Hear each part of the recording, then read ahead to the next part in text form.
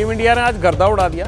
मुंबई के वानखेड़े स्टेडियम में न्यूजीलैंड के बॉलरों की वो पिटाई की कि स्कोर 400 होते होते बस रह गया। सेलिब्रेशन की तैयारी आप भी कर रहे होंगे। हमारा तो खैर तैयारी करना लाजमी है। जैसे ही भारत की जीत होगी और मैच खत्म होगा, एबीपी न्यूज पर मेगा कवरेज शुरू होगी।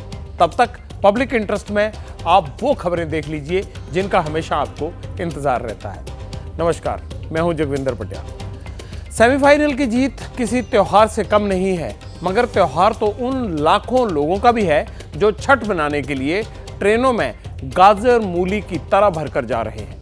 बिहार जाने वाली ट्रेनों का क्या हाल है, मैंने खुद जाकर देखा। आज मैं जाकर आया हूं रेलवे स्टेशन पर। यानी आप यकीन नहीं मानेंगे, सफर करना तो दूर की बात, उन ट्रेन में अगर अंदर बैठ जाओ 2 मिनट के लिए या अंदर घुसना पड़ जाए दरवाजे से, हिम्मत नहीं होती। कॉलिंग कार्ड में त्योहार वाली तकलीफ की ग्राउंड जीरो से पड़ताल करेंगे। पड़ताल आज उन ब्लैकियों की भी करेंगे जो मुसीबत को मौके में बदलने पर तुले हुए हैं। ट्रेन में जगह नहीं और इनके पास टिकटों का पूरा इंतजाम है।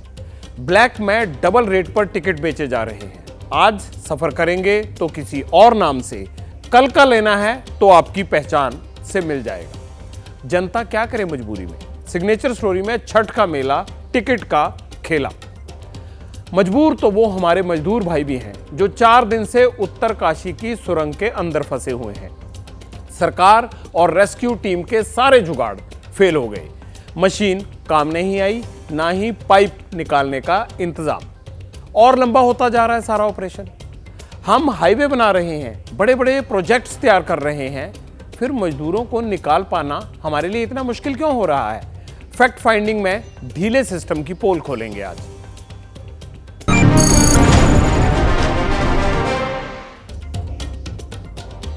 छठ के लिए बिहार जाने वालों की रेलवे स्टेशनों पर भीड़ है।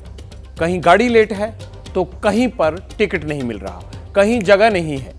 इन तमाम चीजों को लेकर आज हमें लगा कि आखिरकार इस दिक्कत से कैसे बचा जाए। इन दिक्कतों को दूर करने के लिए आखिरकार सिस्टम कहां सो रहा है। भेड़ बकरियों की तरह लोगों को क्यों ठूसा जा रहा है। ये सफर कहीं जानलेवा ना हो जाए। कल भी हमने आपको इसके लिए आगाह किया था। हमारा अंदेशा आज सही साबित हुआ। दिल्ली से दरभंगा जा रही ट्रेन में आग लग गई। हादसा यूपी के इटावा में हुआ। गनीमत रही ट्रेन की जिस बोगी में आग लगी उससे सभी यात्री सुरक्षित निकाल लिए गए। कोई जान की हानि नहीं हुई। बिहार जा रही 2 बसों में भी आग लगी। यात्री वहां भी बचा लिए गए। लेकिन मुश्किलों भरा ये सफर फिलहाल खत्म नहीं हुआ। रेलगाड़ियों में इतनी भीड़ है कि हालात देखकर दिमाग चकरा जाए।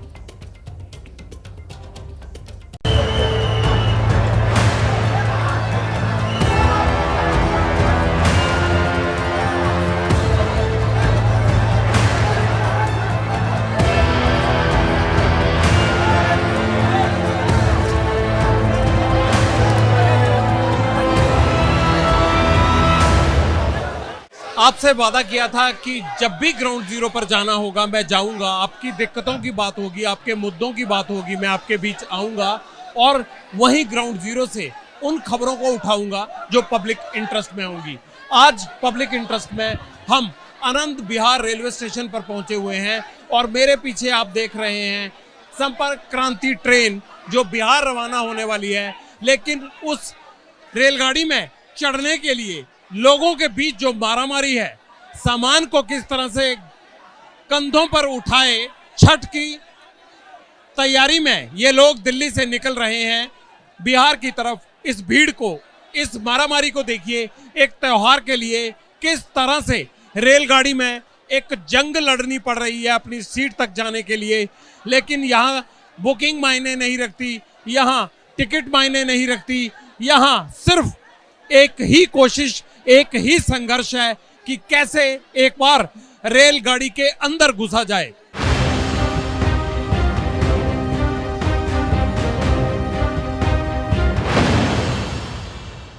कहीं सामान ना छूट जाए, कहीं बच्चा ना रह जाए, कहीं पत्नी अलग ना हो जाए, कहीं मां नीचे ना रह जाए ट्रेन से।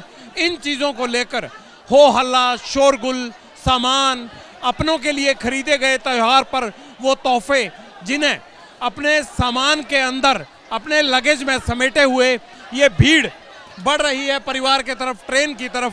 आनंद विहार पर ये पिछले 2 दिन से इसी तरह से माहौल बना हुआ है और अगले 2 दिन तक भी ऐसे ही जारी रहेगा।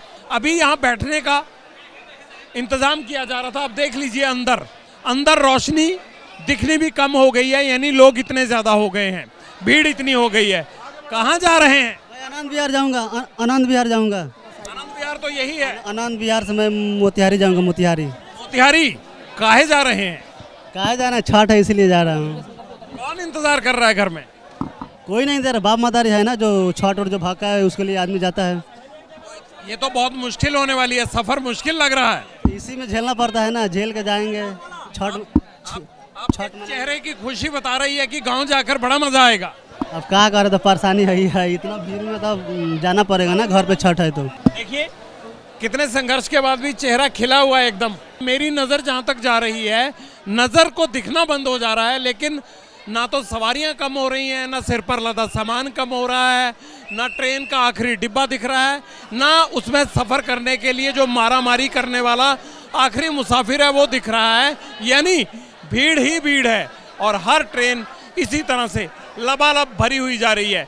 यहाँ अभी भी मारामारी चल रही है। यहाँ भी देखिए खिड़की से ही आना जाना हो रहा है। करें क्या, क्योंकि जो दरवाज़ा है उस पर तो भीड़ ही इतनी है। यहाँ से सामान भी जाएगा, बच्चा भी जाएगा, जोरू को भी अंदर डालेंगे, खुद भी घुसेंगे। देखिए सब लोग। आप नहीं घुस रहे हैं? हम सिर्फ छोड़ने आए थे यहाँ पे। किसको? मम्मी पापा को बिठा दिए, मम्मी पापा को अब जा रहे हैं। तो आपको परेशानी नहीं हो रही कि मम्मी पापा? बहुत परेशानी हुई है। तो इतनी भीड़ में वो पहुँच जाएंगे? टिकट है अपनी, ऊपर बिठा दिया है, पहुँच ही जाएंगे फिर तो। कितने घंटे का सफर है? 20-22 घंटे। 20-22 घंटे। 4 महीने पहले टिकट बनवाया था, परसों की, कंफर्म नहीं हुआ, फिर इस ट्रेन से जा रहे हैं। दूसरी टिकट तत्काल मिलेगी, वो भी एक ही मिली है। ये हमेशा हर साल ऐसे ही होता है? छठ का हर साल यही हाल है यहाँ पे। हमारे लिए कुछ नहीं किया जा रहा बिहार वालों के लिए। क्या चाहते हैं आप? इसमें S10 तक बोगी होती है स्लीपर, अब S6 कर दिया है। 4 बोगी तो ऐसी खा लिया इन्होंने। बोगियां बढ़ानी चाहिए। बिल्कुल, इन्होंने AC की बढ़ा दी है। कौन सा लग रहा है तुम्हें AC में जाने वाला इसमें से? पर रेल मंत्रालय तो ये कह रहा है कि उन्होंने बहुत सारी एक्स्ट्रा ट्रेन चलाने का फैसला किया है, 62 से ज्यादा चला भी दी है। एक्स्ट्रा चलाने से क्या होगा, जब बोगीज तुम पहले वाले में से कम करके उसमें जोड़ रहे हो। पहले वाले में तो पूरी करो, पहले वाले में 4 काट के उसमें दे रहे हो, तो पब्लिक तो उससे ज्यादा ही है। बहन जी कहाँ जा रही हैं आप? गोरखपुर। परेशान लग रही हैं। हाँ, जगह नहीं मिल रहा है तो क्या करूँ, जगह नहीं है, कैसे जाऊँ? जाएंगे या नहीं जाएंगे? अब देखिए जाते हैं कि नहीं जाते हैं। अगर भीड़ कम होगी तो जाएंगे। थोड़ी परेशान थी, मैंने कहा बात कर लूं थोड़ी। आपके चेहरे पे हंसी आ गई। ठीक है, भीड़ कम होगी तो चले जाएंगे, नहीं कम होगी घर चले जाएंगे। कितने लोग हैं आप जाने वाले? 4 लोग। कितने घंटे लगते हैं यहाँ से गोरखपुर के? 13 घंटा, 6 बजे चौक जाते हैं। बहन जी आप कहाँ जा रही हैं? बिहार। कौन सी जगह बिहार? कौन सी जगह? मधुबनी। मधुबनी। ये इतने छोटे बच्चे के साथ कैसे जाएंगी इस ट्रेन? हस्बैंड आए। हस्बैंड है साथ? कहाँ गए हैं वो? बैग रखने अंदर। बैग रखने। बुकिंग करवाई थी या नहीं? तो बहुत छोटा बच्चा है, इसके आंसू भी आ रहे हैं। क्यों रो रहा है ये? अच्छा भीड़ के पहली बार जा रही है, इतना लोग कभी देखा ही नहीं। तो इतना लंबा सफर आप कर लेंगे? और इनको लग रहा है कि बेशक भीड़ है फिर भी हमें बच्चों को लेके यहाँ जाना है। छोटे छोटे बच्चे हैं, देखिए ये रो रहा है बच्चा, ये रो रहा है, ये रो रहा है, ये रो रहा है बच्चा।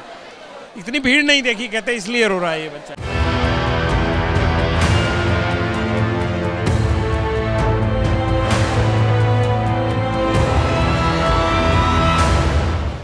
कल के शो में हमने देखा कि आनंद विहार से छठ पूजा के लिए जाने वाले लोगों की इतनी मारामारी थी कि ट्रेन में चढ़ा नहीं जा रहा था।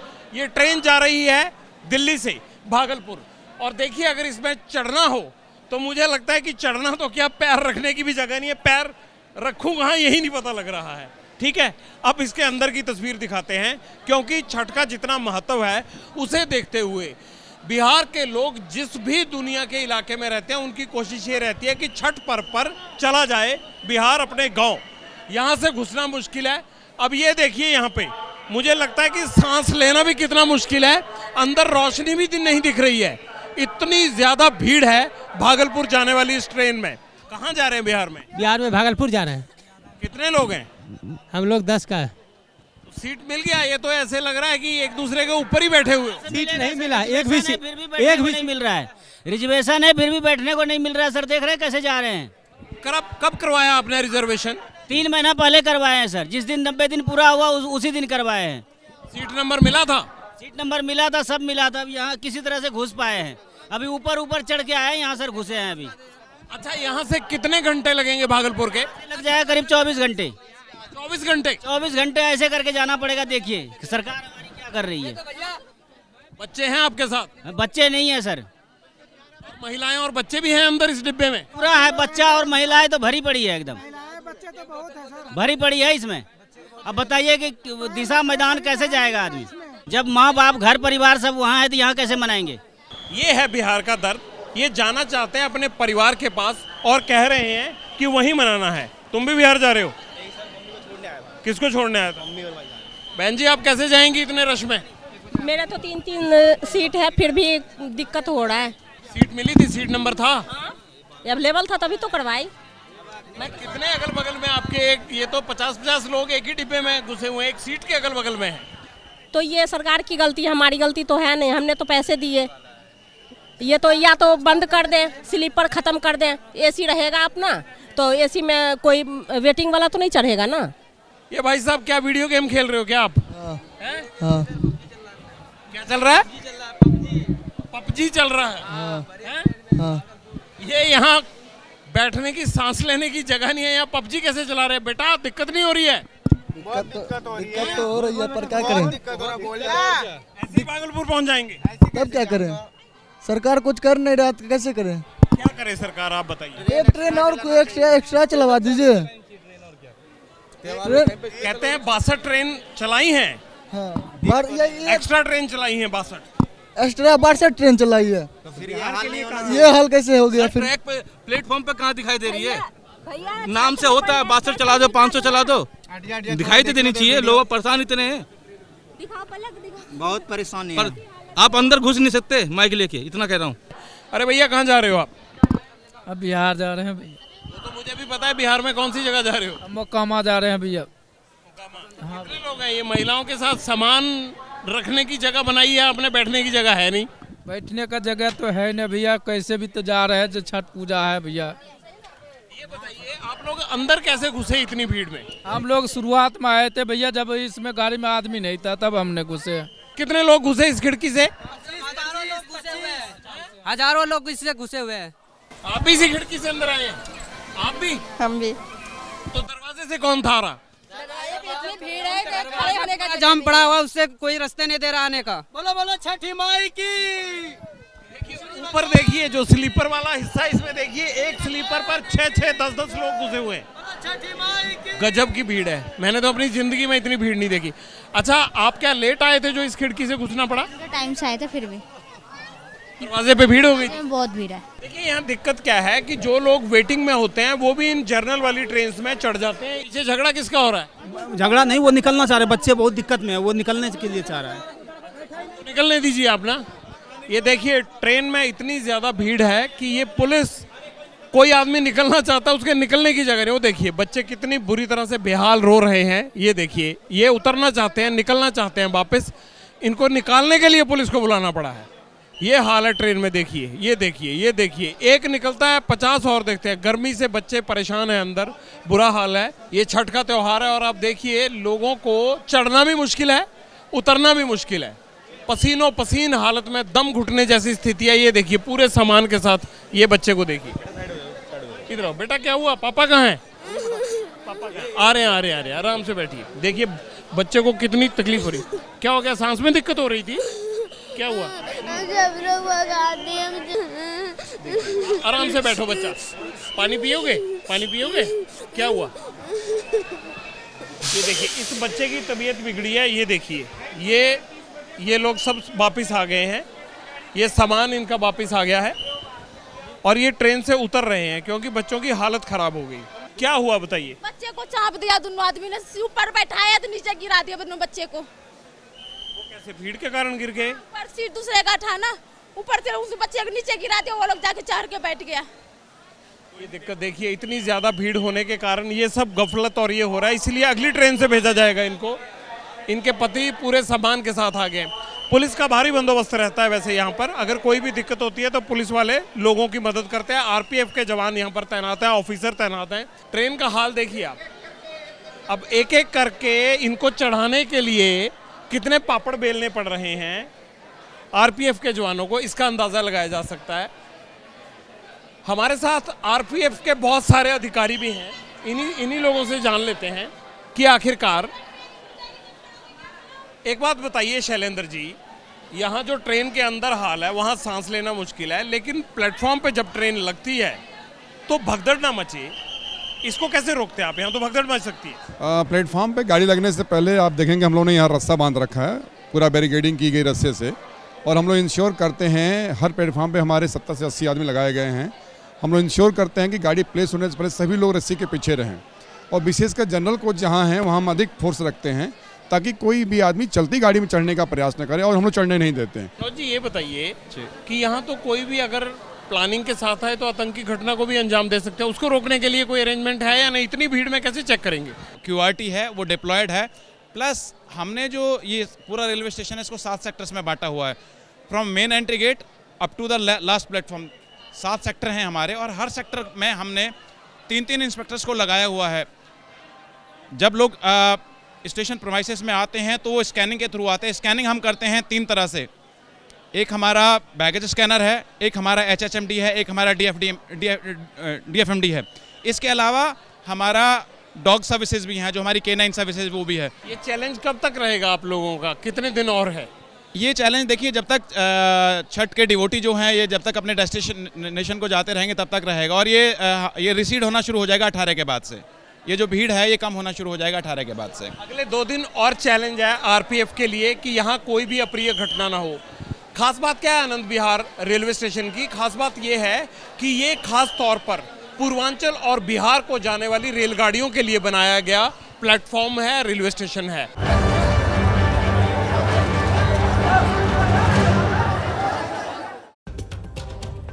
सोचिए, अगर इस ट्रेन की सवारियों पर अगर किसी टीटी को टिकट चेक करना पड़ जाए, या 20-22 घंटे लंबे सफ़र में मुसाफिरों को शौचालय जाना हो, तो शायद आप सोच सकते हैं कि ये दोनों ही काम इतने आसान नहीं है।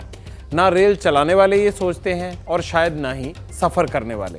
ऐसे हालात में ट्रेनों में बैठकर लंबा सफ़र करना इनकी मजबूरी है और इन मुसाफिरों की बेबसी भी। बहुत सारे ऐसे भी हैं जिन्हें ट्रेनों में जगह नहीं मिल पाई, अब वो सड़क के रास्ते बिहार के लिए निकल पड़े। छठ पर घर जाना है, इसीलिए इन्होंने ये वैकल्पिक रास्ता अपनाया है। बस एकमात्र सहारा बन गया अब इनके लिए। बसों का किराया ट्रेनों के मुकाबले बहुत ज्यादा है। दिल्ली से पटना तक का प्रति व्यक्ति किराया करीब 3000 से 3500 रुपए तक पहुंच गया है, जबकि दिल्ली से पटना तक ट्रेन से अगर स्लीपर क्लास में जाना है तो प्रति व्यक्ति 480 रुपए लगते हैं। इसीलिए बिहार और पूर्वांचल की ओर जाने वाली ट्रेनों में स्लीपर और जनरल बोगियों में यात्रियों की भारी भीड़ है। हालांकि ट्रेनों में खड़े होने की जगह भी नहीं है, इसीलिए लोग 7 से 8 गुना ज्यादा किराया देकर बस से ही बिहार तक का सफर करना चाहते हैं। छठ पूजा के लिए जा रहे हैं सर, ट्रेन में टिकट नहीं मिल रहा है, बहुत दिक्कत हो रही है, आने जाने में बहुत परेशानी हो रही है। इसकी वजह से हमने बस से सफर कर रहे हैं। मजबूरी है तो किराया देना पड़ेगा, 100-200-500 फालतू हो रही आता है। ट्रेन में व्यवस्था नहीं हो पा रही है। जी, ट्रेन में व्यवस्था कोई नहीं हो पा रही है, बहुत ज्यादा भीड़ चल रही है। हाँ महंगी है, 1200 पे टिकट है, फिर भी जाना है भाई। मेरे घर में छठ है तो जाएंगे, पूजा है।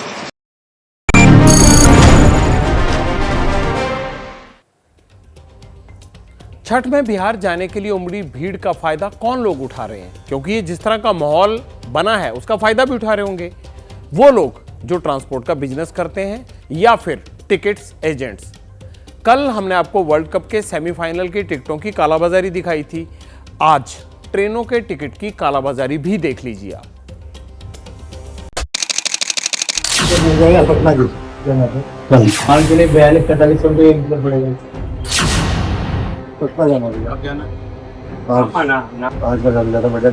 नाम चेंज रहेगा, इस third AC second second AC में हो, थर्ड एसी में हो। आज तो थर्ड राजधानी का ना एक दाम फाइनल दाम है आपको 4,00,000 2,500-3,000 रुपये का खर्चा है।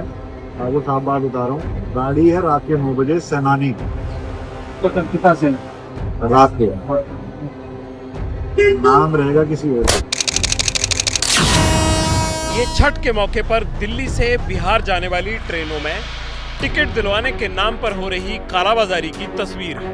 मतलब IRCTC की साइट पर ट्रेन का चार्ट बना है, रेलवे स्टेशन पर पैर रखने की जगह नहीं, बोगियों में चढ़ने की मारामारी है। ऐसे में नई दिल्ली रेलवे स्टेशन के सामने पहाड़गंज में खुली टिकट बुकिंग वाली दुकानों की चांदी हो गई। टीवी स्क्रीन पर जो चेहरा आप देख रहे हैं, इनका नाम है सूरजभान पांडे। पहाड़गंज में टिकट बुकिंग की दुकान चलाते हैं।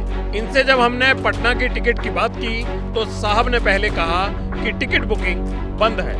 हमारे रिपोर्टर ने जब कहा कि कुछ हो सकता है तो मुद्दे पर आने में टाइम नहीं लगता। है नहीं। अच्छा, अगर होगा तो अच्छा, ये मान के लिए 42-45 रुपये नई दिल्ली से मुगलसराय तक सेकंड क्लास टिकट की कीमत 2,000 से 2,100 रुपए के बीच है, जबकि नई दिल्ली से पटना तक थर्ड एसी टिकट की कीमत 2,250 रुपए, यानी दुगना से ज्यादा कीमत पर टिकट की कालाबाजारी। पहाड़गंज में एक या दो नहीं, कई ब्लैकिए धड़ल्ले से डबल रेट पर टिकट बेच रहे हैं। अब इनसे मिलिए, नाम है धर्मेश बाजपेयी। इनसे जब टिकट के बारे में बात हुई तो आज के दिन का टिकट भी देने को तैयार हो गए। बस टिकट पर नाम किसी और का होगा और दाम 4,200 रुपए। आज अगर पॉसिबल हो तो मैं कल की सेकंड एसी बना दूंगा आपका, नहीं तो आज जाओ तो आज अदर नेम से मिल जाएगा। कितने टिकट है? एक दो राजधानी का ना एक दाम फाइनल दाम है आपको 4,200 रुपए आज का। वो कल वाला कल का जाओगे तो इतने में सेकंड एसी दे दूंगा नाम से। इन ब्लैकियों के पास हर तरह की सुविधा उपलब्ध है। ये जनाब दूसरे के नाम का टिकट लेने पर टीटी से बचने की ट्रेनिंग भी देते हैं। ये आज की है ना?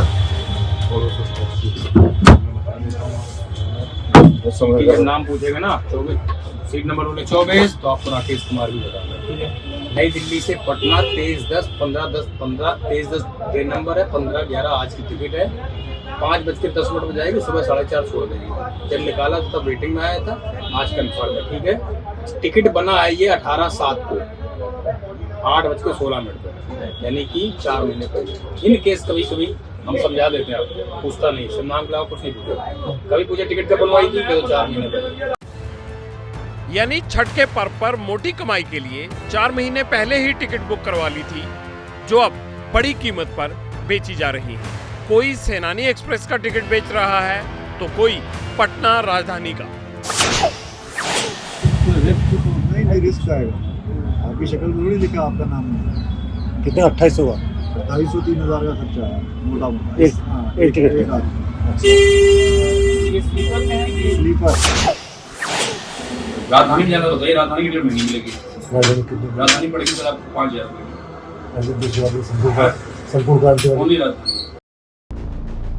यानी हालात जैसे हों, त्योहार हो या ना हो, ब्लैकियों के पास टिकट हमेशा रहती है। दावा तो यही किया जा रहा है। सवाल है कि सिंडिकेट में मिलीभगत किसकी है? क्या रेलवे को इस कालाबाजारी का अभी तक कोई पता नहीं?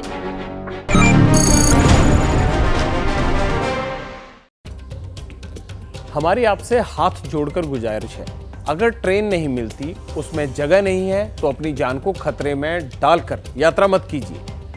10 घंटे 12 घंटे खाली पेट सफर करना, बिना पानी पिए यात्रा करना, ये ना आपके लिए सही है, ना ही आपके परिवार के लिए सही है। अपना नहीं तो कम से कम अपने छोटे छोटे जो बच्चे साथ जा रहे हैं उनका ख्याल करिए, जो आपके साथ ट्रेन में धक्के खाने को मजबूर हैं। दूसरी बात मुझे रेलवे के सिस्टम से कहनी है, जब आपको पता है कि छठ पर लाखों यात्री जुटते हैं, जब आपको ये भी पता है कि बहुत भीड़ होती है और हर साल ये भीड़ बढ़ती है, तो इस सिचुएशन को कंट्रोल करने के लिए पहले से इंतजाम मुकम्मल क्यों नहीं होते? क्यों लोगों को कहना पड़ता है कि नई ट्रेन नहीं चलाई, बल्कि पुरानी ट्रेन के डिब्बे कम कर दिए? क्यों लोग ये आरोप लगाते हैं कि सरकारों को हमारी फिक्र नहीं है? आज मैं स्टेशन पर खुद था और मैंने हालात को देखा भी। कभी केबिन से निकलकर स्टेशनों का दौरा कीजिए, हाईटेक ट्रेनें बनाइए, अच्छी बात है, चलाइए भी उनको, लेकिन जो सिस्टम पहले से है उसे पटरी पर इस कदर रखिए कि जिनके लिए ये सिस्टम बना है कम से कम वो तो दुखी ना हो। भारतीय रेल एक बहुत बड़ा संस्थान है, फिर लोगों के लिए जगह हर साल कम क्यों पड़ती है?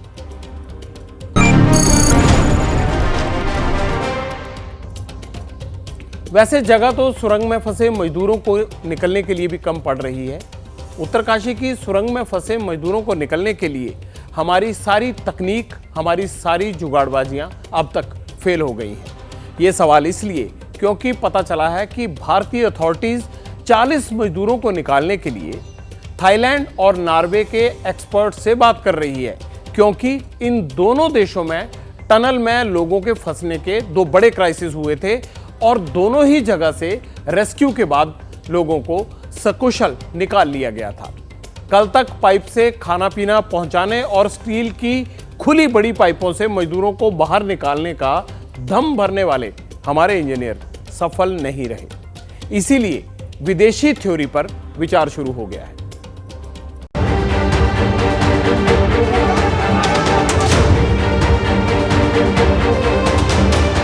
पांच साल पहले थाईलैंड की गुफा में 3 किलोमीटर अंदर जूनियर फुटबॉल टीम के 12 बच्चे फंस गए थे। उनके साथ कोच भी थे। चमत्कार ही था कि 17 दिन बाद भी सभी सही सलामत बचा लिए गए। लेकिन क्या उत्तरकाशी में ऐसा होगा? यहाँ 4 दिन से 40 मजदूर तड़प रहे हैं, मशीनें बेकार निकली और सरकार बेपरवाह। जब मजदूरों के परिवार राहत कार्य में लगे अमले से भिड़ रहे थे, तब उत्तराखंड के चीफ मिनिस्टर पुष्कर धामी मध्य प्रदेश में चुनाव प्रचार कर रहे थे। आदमी क्यों निकलो, आदमी निकलो, क्यों ना हमारा संबंध कि जितना भी टीम मंगाया कल खाने के लिए आया है, कुछ कर ही नहीं रहा है। यहाँ पर दिन से दिन बीते जा रहा, घर से फोन रखी, हाँ मशीन लगाए, कोई मशीन अभी तक काम भी नहीं हुआ है, तो मशीन लगा के रखना चाहिए ना। क्या बोलेंगे हम लोग, बोलिए। संवेदनहीनता की हद इतनी भर नहीं है। जब एक एक सांस के लिए जद्दोजहद हो, ऐसे में जुगाड़ से जिंदगी बचाने के प्लान फेल होते जा रहे हैं। सबसे पहले जेसीबी मशीन लगाई मलबा हटाने के लिए, लेकिन कोई फायदा नहीं हुआ। फिर ऋषिकेश देहरादून से लोहे के बड़े पाइप मंगाए गए ताकि उनमें बैठाकर मजदूरों को बाहर निकाला जाए। इन्हें पहुंचाने में ही 1 दिन लग गया। इन पाइप को मशीन के साथ फिट करना था, एक पूरा दिन गुजर गया इसी में। बाद में एक्सपर्ट ने कहा कि मशीन की कैपेसिटी 50 मीटर के मलबे को ड्रिल करने की नहीं है, इसलिए मशीन को बाहर निकालना पड़ा। हमारे को सिर्फ 25 से 30 मीटर ड्रिल करना था। इस मशीन की कैपेसिटी 45 मीटर है, तो इसलिए इसको लाया गया। 45 मीटर कैपेसिटी की मशीन को 25 मीटर होल ड्रिल करने के लिए लाया गया था। ऐसा नहीं था कि अंडर कैपेसिटी नहीं लाया गया उसको। उस वक्त आप ये कह रहे हैं जो मलबा गिरा था 25 से 30 मीटर के आसपास का ही था, इसलिए आपने 45 मीटर जिसकी कैपेसिटी है उस मशीन को लगाया। लेकिन अब मलबा कितना, क्या ज्यादा बढ़ गया? अब 70 मीटर हो गया है। मशीन को टनल तक पहुंचाने के लिए एयरफोर्स के transport plane C-130J super Hercules की मदद ली गई। मशीन लाने के लिए ग्रीन कॉरिडोर बना। अब अगर ये मशीन भी फेल हो गई तो फिर नॉर्वे और थाईलैंड के एक्सपर्ट्स के भरोसे होगा रेस्क्यू। उत्तरकाशी टनल में फंसे लोगों को निकालने की कवायद लगातार चल रही है। इस वक्त वो मशीन अब यहां पहुंच गई है जिस मशीन का इंतजार सुबह से किया जा रहा है। आप वो देख रहे हैं सामने, दिल्ली से ये मशीन यहां लाई गई है। काफी आधुनिक मशीन ये मानी जा रही है और इसकी सबसे बड़ी खासियत ये है कि ये 70 मीटर तक ड्रिल कर सकती है, उससे ज्यादा भी ड्रिल कर सकती है और जो उसकी चौड़ाई है वो भी पहले जो मशीन ड्रिल करी थी उससे ज्यादा चौड़ाई है। यानी कि जिन पाइप को लगाया जाना है, जो चौड़े पाइप आप देख रहे हैं 900 mm के सामने रखे हुए हैं, उन पाइप को जितनी चौड़ाई चाहिए ये उतनी चौड़ाई में ड्रिल करेगा। और 70 मीटर इसलिए जरूरी है क्योंकि 70 मीटर मलबा गिर चुका है और 70 मीटर मलबे को छेदना है, इसलिए इस ड्रिल मशीन को लाया गया है। सवाल इसी अप्रोच का है, क्या जो मशीन अब मंगाई गई वो पहले नहीं आ सकती थी? क्या पहले ही ये सारे इंतजाम नहीं होने चाहिए थे? क्यों देर पर देर की जा रही है? पहले ही 5 दिन गुजर चुके हैं, अब और कितनी देर लगेगी? इस पर जो जवाब आया वो और भी हैरान करने वाला था। मैं सोचता हूँ 24 से 36 घंटे तो फिर भी लगेंगे पूरी तरह से ड्रिल करने। हाँ, क्योंकि ड्रिल की लेंथ बढ़ गई ना, सब 70 मीटर हो गई। 24 से 36 घंटे ड्रिल करने में, उसके बाद पाइप फिट करने में कितना वक्त होगा? पाइप 7-7 फीट होता है, सेमिटेनियस। 1 मीटर ड्रिल होगा तो 1 मीटर पाइप अंदर 4 से 6 घंटे बढ़ सकते हैं। इंतजार थोड़ा ज्यादा और है, ज्यादा तो है, लेकिन प्रभु से उनकी कुशलता का। मैं तो जैन धर्म का पालन करता हूँ साहब, 108 दिन तक व्यक्ति मर ही नहीं सकता। जैन साहब, आप इंजीनियर हैं, ज्योतिषी या डॉक्टर नहीं। आप तो ये बताइए कि आपके ड्रिलिंग के काम से लाचार और बेबस मजदूरों को बाहर निकालने का क्या फार्मूला है? आस्था का पेंच फंसाकर आप अपने काम से यूं बच नहीं सकते। 4 दिन हो गए, उत्तरकाशी में हो क्या रहा है? सुरंग कैसे धसी? इसकी पूरी टाइमलाइन आपको इसलिए बताना समझाना जरूरी है जिन लोगों को ये पूरा घटनाक्रम नहीं पता है, खासकर उनको। ब्रह्मखाल से यमुनोत्री नेशनल हाईवे पर 4.5 किलोमीटर लंबी सुरंग बन रही है। 12 नवंबर यानी दिवाली के दिन सुबह 4 बजे सिलक्यारा की तरफ सुरंग धंस गई। 45 में से 5 मजदूर भागकर बाहर आ गए, जबकि 40 अंदर ही रह गए। उस वक्त शिफ्ट चेंज हो रही थी, मॉर्निंग और नाइट वालों की।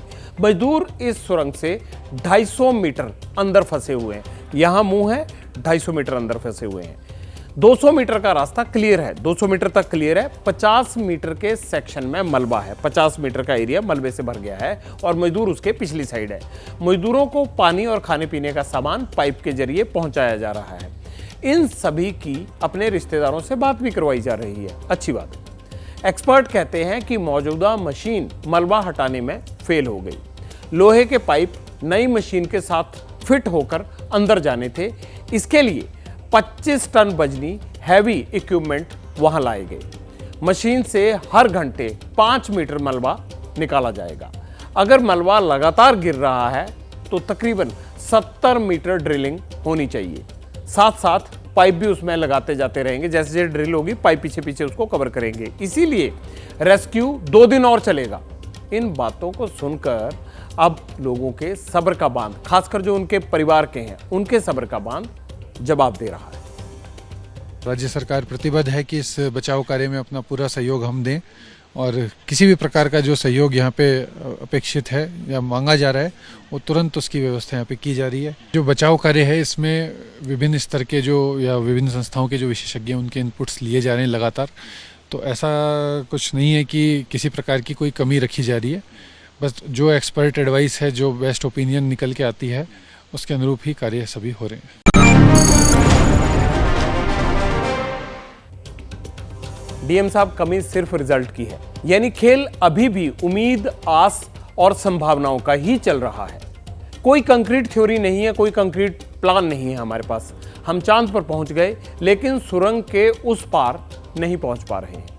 हमारा निवेदन है, सरकारों को बड़े बड़े प्रोजेक्ट चलाने चाहिए, अच्छी बात है, लेकिन ऐसी चुनौतियां जो सुरंग वाली हैं, इनको पार पाने के लिए ठोस रणनीति बनाना भी बहुत जरूरी है, वरना परेशान होकर ऐसे ढीले सिस्टम के खिलाफ लोग कोर्ट जाएंगे।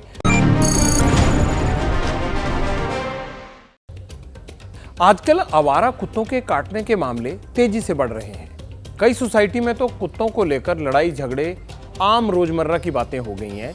लेकिन अगर कोई कुत्ता काट ले और प्रशासन सुध ना ले तो विकल्प क्या है? इंसाफ कहां मिलेगा? आप कहेंगे court. Punjab and Haryana high court ने ऐसे करीब 200 मामलों का निपटारा किया है। अदालत ने अपने फैसले में क्या कहा है? अदालत ने कहा, कुत्ता काटेगा तो हर दांत के हिसाब से सरकार को हर्जाना देना होगा।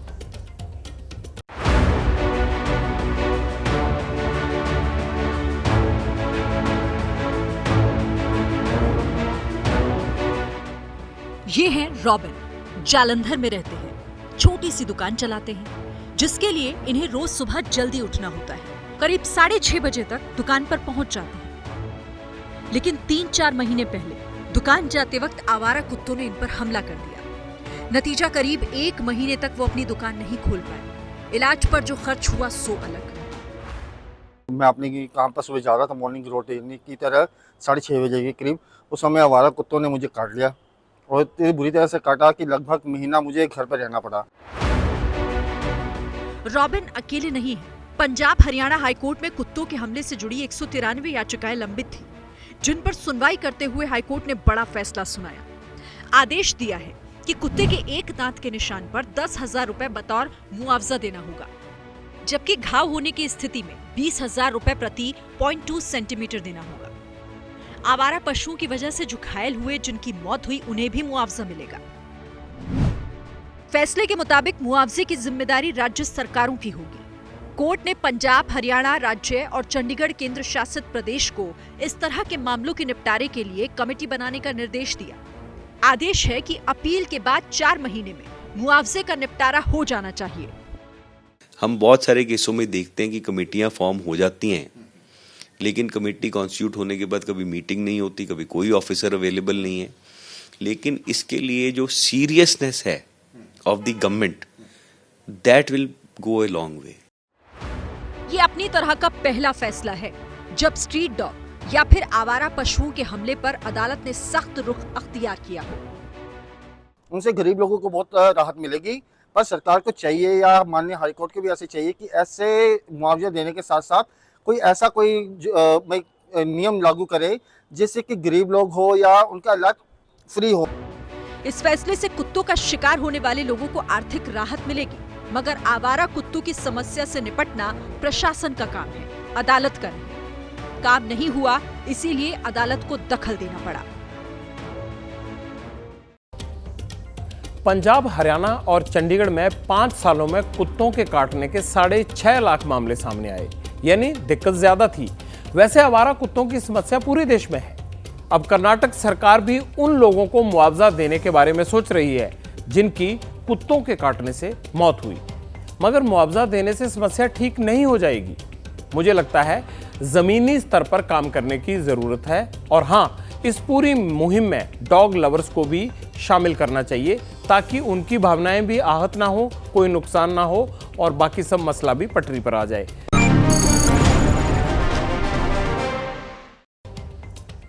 अब बात कर लेते हैं इजराइल और हमास के बीच छिड़ी जंग की। इस जंग के फिलहाल खत्म होने के आसार दिख नहीं रहे हैं। गाजा पट्टी पर इजराइल के हमले अब भी जारी हैं। इस युद्ध को शुरू हुए 1 महीने से ज्यादा गुजर चुका है। इजरायली हमले से हमास की हालत खराब है, लेकिन अब ये जंग इजराइल की जेब पर भी भारी पड़ने लगी है। 7 अक्टूबर को इजराइल और हमास के बीच शुरू हुआ था युद्ध। जंग के 39 दिन गुजर गए हैं, लेकिन अब तक इजराइल $8 अरब का कर्ज ले चुका है इस जंग के लिए। एक दिन में युद्ध पर कितना पैसा खर्च आ रहा है इजराइल का? इजराइल के $260 मिलियन खर्च हो रहे हैं इस पर।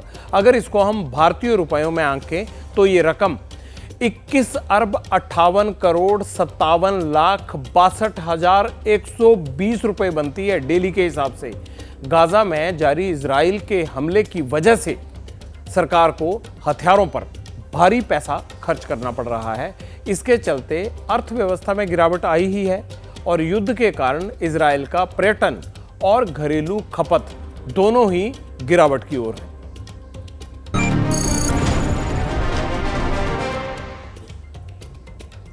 जंग का हिसाब किताब देखा आपने, अब आपके कमेंट्स दिखाने का वक्त हो गया है। छठ पर लोगों की भीड़ की खबर पर आपने हमें कई मैसेज भेजे हैं, देख लेते हैं। नवीन यादव क्या कहते हैं? सरकार चुनाव प्रचार में व्यस्त है, अभी हाथ जोड़कर वोट मांगता है, तभी तो 5 साल मौज करता है, यानी छठ में परेशान लोगों की चिंता नहीं है, यही ना नवीन जी? मुश्ताक जी क्या लिखते हैं? कोरोना काल में बंद हुई आधी ट्रेन अभी तक शुरू नहीं की गई हैं, इसीलिए दिक्कत हो रही है मुसाफिरों को। आगे क्या कहते हैं? अरविंद कुमार जी क्या कहते हैं? क्या सरकार को ये पता नहीं था फेस्टिवल प्लान नहीं बना होगा? यानी फेस्टिवल प्लान बना होगा कि लोग आएंगे, भीड़ आएगी, तो उनको कैसे अकोमोडेट करना है। सही बात है, जनता सब जानती है। वैसे आप क्या जानते हैं? आज का शो कैसा लगा आपको? हमें फीडबैक देते रहना है। आगे कोहली और पाकिस्तान पर स्पेशल शो आने वाला है शरीन के साथ। मुझे दीजिए इजाजत, कल रात आपसे 9 बजे फिर होगी मुलाकात पब्लिक इंटरेस्ट में। शुभ रात्रि। जैसे ही घड़ी का काटा दोपहर 2:30 पे आए, बबीता जी का दिल सास बहू साजिश के लिए मचल जाए। और ये है इनकी बहू, पूरे दिन ऑफिस की टेंशन हो जाए गॉन जब ये करें अपना फेवरेट शो फ्री टाइम पे ऑन। इनकी तरह आप भी देखें अपना फेवरेट शो अपने टाइम पर और डाउनलोड कीजिए ABP लाइव ऐप अपने स्मार्ट टीवी पर।